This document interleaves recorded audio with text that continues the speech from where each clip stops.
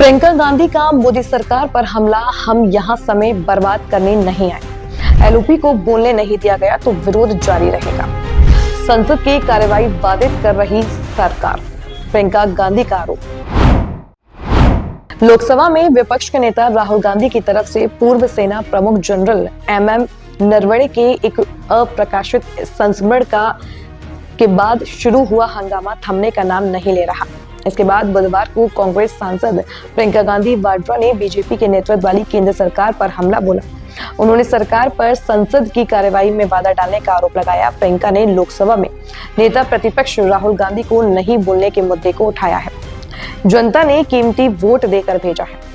मोदी सरकार ये साबित करना चाहती है कि संसद में सिर्फ उन्हीं की चलती है।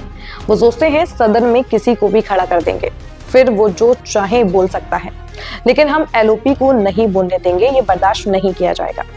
हम यहाँ समय बर्बाद करने के लिए नहीं खड़े हैं। जनता ने अपना कीमती वोट देकर हमें यहाँ भेजा है ताकि हम उनकी आवाज उठाएं। प्रियंका ने कहा कि इसलिए जब तक एलओपी को बोलने नहीं दिया जाता हम आवाज उठाएंगे।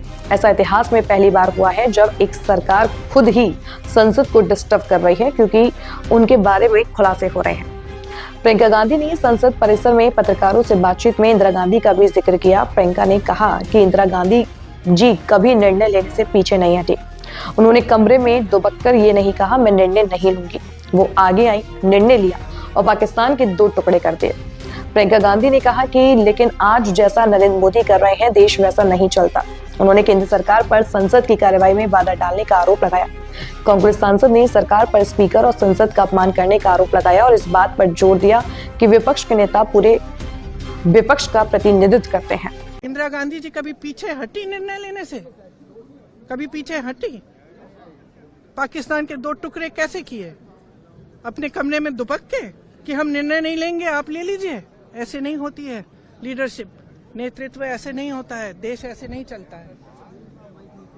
और जो आज इन्होंने किया है संसद में, वह यही दिखाने के लिए कि यहाँ न स्पीकर की चलती है, न संसद की चलती है, न किसी और की चलती है, ये सिर्फ हमारी चलती है। हम जब चाहे किसी को खड़ा कर देंगे और वो जो चाहे कह सकता है, लेकिन हम एलओपी को नहीं बोलने देंगे। ये बिल्कुल हमारे बर्दाश्त के बाहर है।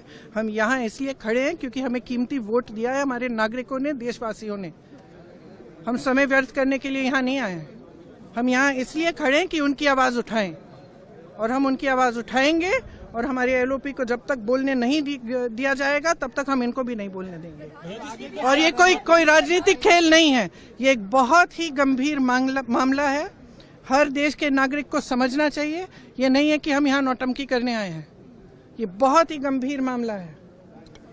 ये पहली बार इस देश के इतिहास में होगा कि एक सरकार खुद संसद को डिसरप्ट कर रही है, कि एक सरकार खुद चाहती है कि संसद न चले, क्योंकि उनके बारे में खुलासे हो रहे हैं, एप्स्टीन फाइल्स निकल रही हैं और ये सब मामले निकल रहे हैं। तो ये बहुत गलत बात है, गंभीर बात है, और हम खड़े रहेंगे।